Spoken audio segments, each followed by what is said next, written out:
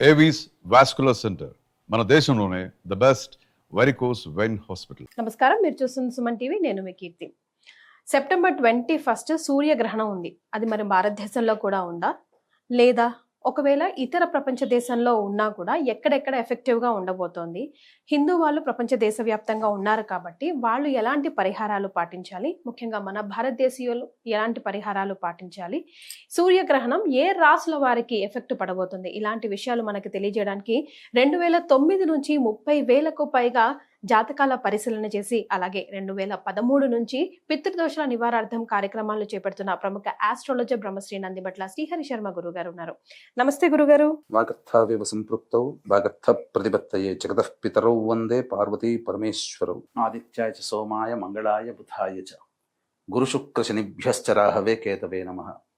శృంగేరి జగద్గురు పీఠాధిపతులకి, కంచి పీఠాధిపతులకి నమస్కారములు తెలియజేసుకుంటూ కార్యక్రమాన్ని ప్రారంభిద్దాం. గురుగారు, సెప్టెంబర్ 21 సూర్యగ్రహణం ఉంది అంటున్నారు. భారతదేశంలో ఉందా, లేదా ప్రపంచ దేశాల్లో ఎక్కడ కనిపిస్తుంది? ఇప్పుడు చంద్రగ్రహణం అయిపోయింది. అందరి నోళ్లలో చంద్రగ్రహణం ఎందుకంటే మన భారతదేశంలో కనిపించింది కాబట్టి అందరూ కూడా దీని గురించి చర్చించుకున్నారు. ఇక వెంబడే వచ్చేటువంటి సెప్టెంబర్ 21 భాద్రపద అమావాస్య రోజున ఏర్పడుతున్నటువంటి సూర్యగ్రహణం. ఇప్పుడు దీని మీద కూడా చాలామంది చర్చోపచర్చలు చేస్తున్నారు. వాస్తవానికి ఈ యొక్క సెప్టెంబర్ 21వ తారీఖు రోజున ఏర్పడేటువంటి పాక్షిక చూడామణి నామక సూర్యగ్రహణం ఏదైతే ఉందో అది మన భారతదేశంలో విజిబుల్గా ఉండదు, కనిపించదు. అయితే ఎక్కడెక్కడ కనిపిస్తుంది అని అంటే పసిఫిక్ మహాసముద్రం, అంటార్కిటికా సంబంధించినటువంటి ఖండాలు, అలాగే ఫిజీ, ఆస్ట్రేలియా, న్యూజిలాండ్, టొలోవా ఇలాంటి దేశాలలో కనిపిస్తుంది. కాబట్టి ఆయా దేశాల్లో నివసించేటువంటి ప్రజలు ఆచార నియమాలు పాటించాల్సినది ఖచ్చితంగా ఉంది. మిగతా యునైటెడ్ అరబ్ ఎమిరేట్స్ కానీ, అమెరికా కానీ, యూకే, లండన్ ఇలా ఏ దేశంలోనైనా కానీ ఇది కనిపించదు. కాబట్టి ఆయా దేశాల్లో నివసించేటువంటి ప్రజలు ఎవ్వరూ కూడా, ముఖ్యంగా మన తెలుగు వాళ్ళు, భారతీయులు ఈ యొక్క ఆచార నియమాల్ని పాటించాల్సిన అవసరం లేదు. కానీ శాస్త్రం ప్రకారం ఒకటి ఉందమ్మా. ఎందుకనంటే అంతరిక్షంలో జరిగేటువంటి యొక్క అద్భుతమైన దృశ్యం ఏదైనా అంటే తోకచుక్కలు రాలుతూ ఉంటే ఒక రాకెట్ లాగా కింద పడుతూ కామెట్స్ అంటుంటారు. అలాగే అంతరిక్షంలో ఏర్పడేటువంటి గ్రహణాలు, అప్పటి వరకు నిండుగా కనిపిస్తున్న చంద్రుడు అంతర్ధానం అయిపోతాడు. అప్పటి వరకు వెలుగులు జిలుగులు నిప్పులు కక్కుతున్న సూర్యుడు అంతర్ధానం అయిపోతాడు. ఇది నిజంగా అద్భుతమే కదమ్మా. సినిమాల్లో మాత్రమే చూసే దృశ్యాన్ని మనం నేరుగా మన కంటితో మనం చూస్తున్నాం. అట్లాంటి అద్భుతాలు అసలు గ్రహణ తదనంతరం చంద్రుడు మిలమిల మెరిసిపోయాడమ్మా. అంటే మన భారతదేశంలో కనిపిస్తుంది కాబట్టి మనం పాటించాం. చాలా మందికి ఇదే సందేహం, మన భారతదేశంలో కనిపించదు కాబట్టి మనం ఆచార నియమాలు పాటించాల్సిన అవసరం లేదు, దీని గురించి పట్టించుకోవాల్సిన అవసరం లేదు అని అంటారు.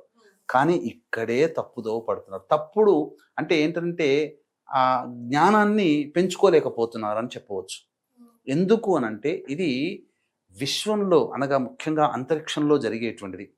ఈ విశ్వం సృష్టిలో మనం ఒక భాగం. నేచర్ అని అంటాం, ప్రకృతి.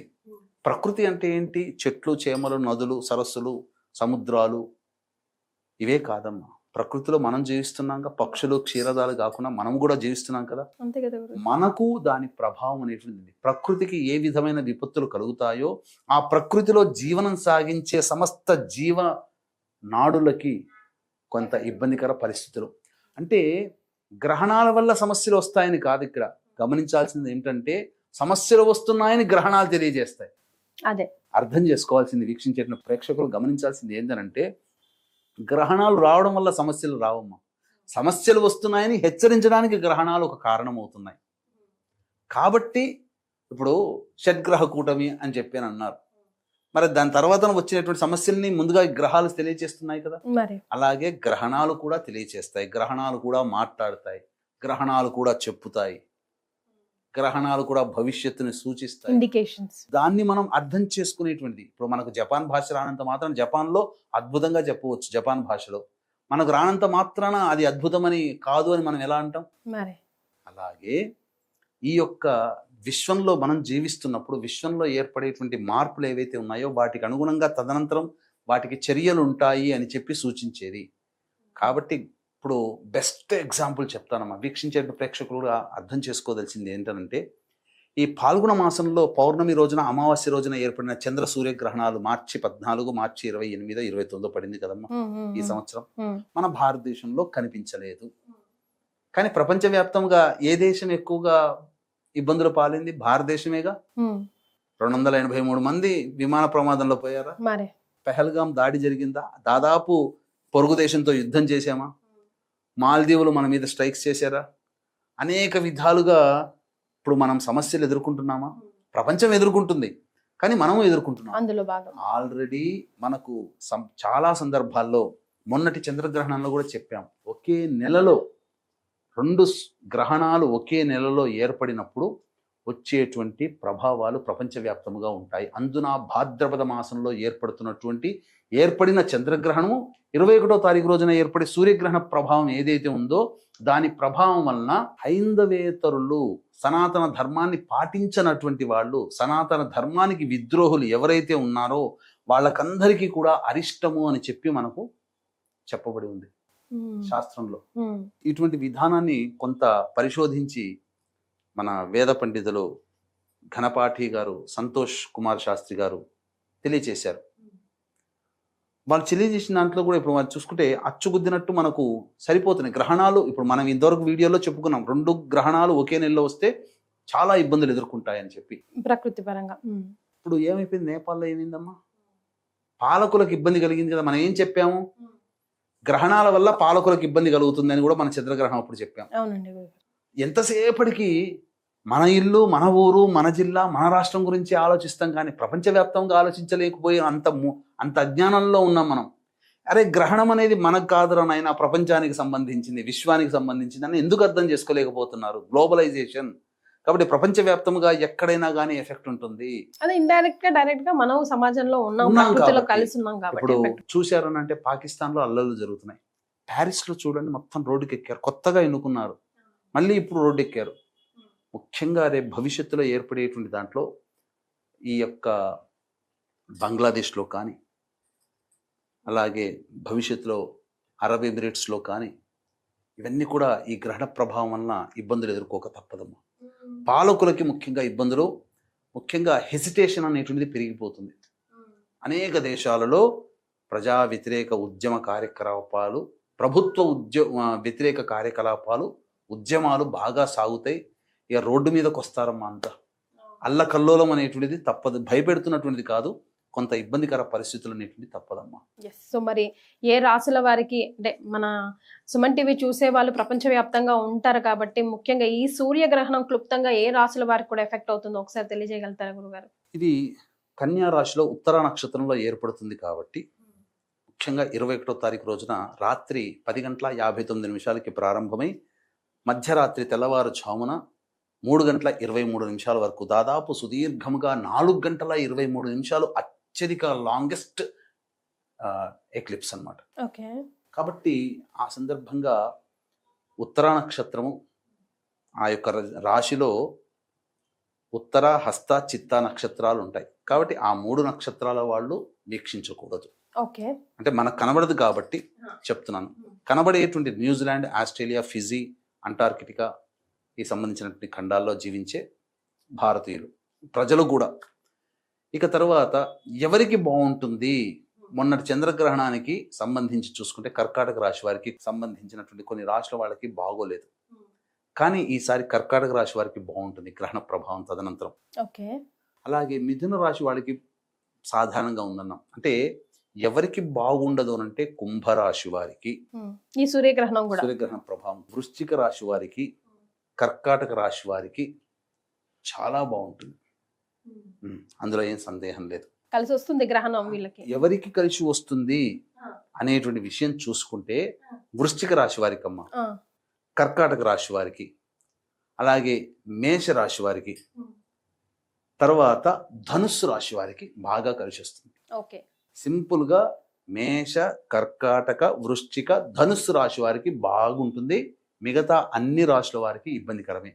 వృషభ, మిథున, సింహ, కన్య, తుల, మకర, కుంభ, మీన ఈ రాశుల వారికి కొంత ఇబ్బందికర పరిస్థితులు తప్పవు. మరి ఎలాంటి పరిహారాలు పాటించాలంటారు గురుగారు? సాధారణంగా ఈ యొక్క చెప్పినటువంటి మేష, కర్కాటక, వృశ్చిక, ధనుస్సు రాశిలో జన్మించిన వారికి తప్ప అందరికీ కూడా ఈ యొక్క ప్రభావం ఉంటుంది. అలాగే చాలా మంది పరిహారాల విషయంలో మనకు కనిపించదు కాబట్టి పరిహారాలు పాటించకూడదు అని ఆచార నియమాలు అంటే ఇల్లు కడుక్కోవడము, శుభ్రం చేసుకోవడం, పూజా మందిరం క్లీన్ చేసుకోవడం, వస్తువులలో దర్భపులలు వేయడము, గర్భవతుల నియమాలు పాటించడం, ఇవేవి మనకు కనిపించదు కాబట్టి పాటించాల్సిన అవసరం లేదు. కానీ ప్రపంచానికి సూర్యుడు ఒక్కడే, ప్రపంచానికి చంద్రుడు ఒక్కడే కదా మరి ఈ విశ్వంలో మనకు సంబంధించి. మీకు ఒక చిన్న ఎగ్జాంపుల్ చెప్తాను, ఎలా అర్థం చేసుకోవాలి. మనకు బాగా ఉన్నటువంటి సూర్యుడు అక్కడ ఎందుకు గ్రహణం పట్టబోతున్నాడు? మన తండ్రే ఉన్నాడు, మన తల్లే ఉంది, ఇద్దరు ఎంప్లాయీస్ అనుకుందాం.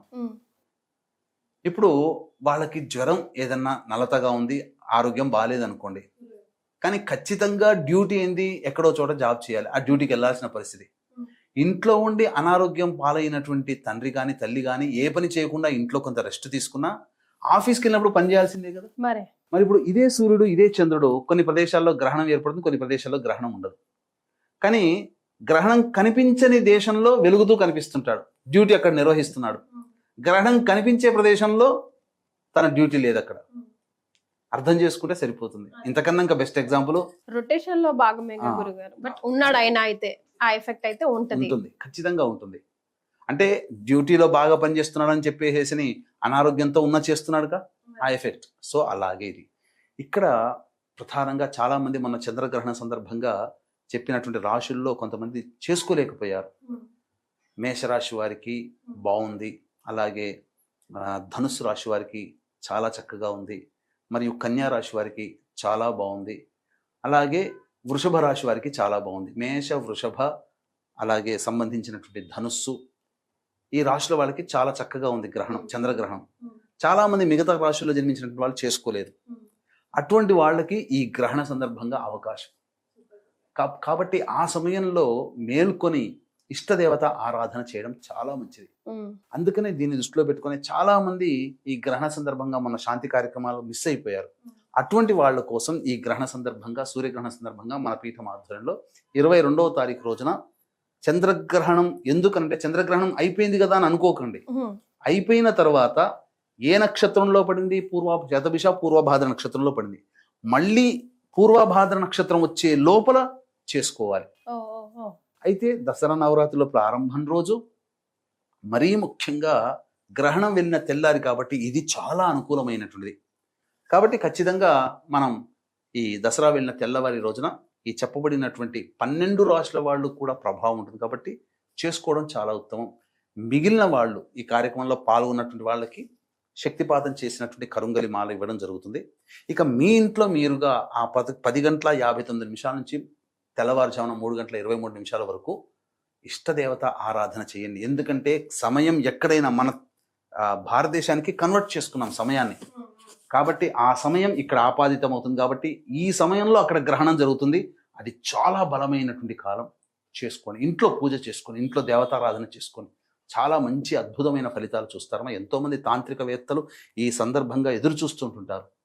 కాబట్టి ఈ చెప్పినటువంటి రాశుల్లో అనగా మేషరాశి వారికి అద్భుతం, కర్కాటక రాశి వారికి బాగుంటుంది, వృశ్చిక ధనుస్సు రాశి వారికి చాలా చక్కగా ఉంటుంది ఈ సూర్యగ్రహణ ప్రభావం. మిగతా అన్ని రాశుల వారికి దీని ప్రభావం వలన కొంత ఇబ్బందికర పరిస్థితులు భవిష్యత్తులో ఒక 3-4 నెలలు ఫేస్ చేయాలి. ఏం జరగదు, కాకపోతే నష్టపోయే 100 రూపాయలు నష్టపోయే చోట 500 నష్టపోవడం, ఒక గంటలో అయిపోయే పని 3 గంటలు పట్టడం, చిన్న దెబ్బతో పోయేది కొద్దిగా దెబ్బ ఎక్కువగా తగలడం కింద పడి, ఇట్లాంటివే తప్ప ఏం కింద పడి ఇబ్బందులు ఏం కావు. ఇలా జరుగుతాయి. గురుగారు, మరి ఇతర దేశాల్లో ఉన్న మన వాళ్ళ కోసం ఏం పరిహారాలు సూచిస్తారు అండ్ ఎలాంటి దాన ధర్మాలు?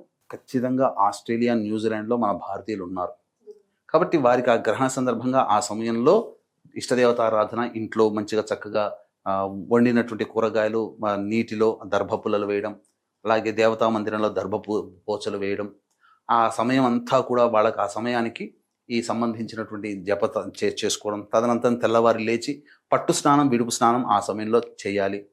తర్వాత తెల్లవారి లేచిన తర్వాత చక్కగా ఇల్లంతా కూడా శుభ్రపరచుకొని, పూజా మందిరాలు అవన్నీ శుభ్రపరచుకొని, వెండి సూర్యబింబము కేతుగ్రస్తం కాబట్టి సర్పబింబము, కేతు సూచించే సర్పబింబము ఆ యొక్క మట్టి పాత్రలో కానీ కాంస్య పాత్రలో కానీ ఇత్తడి పాత్రలో కానీ వేసి దాని నిండా ఆవు నెయ్యి వేసి ఎవరికైతే దోషం ఉందో వాళ్ళు ముఖాన్ని ఆ యొక్క బింబం చూసుకొని దగ్గరలోని దేవాలయంలో దీపారాధన చేసి వస్తే మంచిది. బ్రాహ్మడికి దానం చేసినా మంచిది. ఈ విధంగా చేయవచ్చు. ఉలువలు గోధుమలు దానం చేస్తే విశేషమైన ఫలితం బ్రాహ్మడికి చేస్తే చాలా దక్కుతుంది. అలా చేసుకోలేని వాళ్ళు, ఇట్లాంటివి దొరకలేని పక్షంలో కనీసం ఈ గ్రహణ శాంతి కోసమైనా కానీ మన పీఠమాధ్వర్యంలో జరిగేటువంటి 22వ తారీఖు రోజున జరిగేటువంటి కార్యక్రమంలో గోత్రనామాలు నమోదు చేసుకోవచ్చు. శక్తిపాతం చేసినటువంటి కరుంగలి మాల వాళ్ళకి ఇవ్వడం జరుగుతుంది. చాలా సంతోషం గురుగారు, ధన్యవాదాలు. సర్వం శ్రీ ఉమామహేశ్వర పరబ్రహ్మార్పణమస్తు.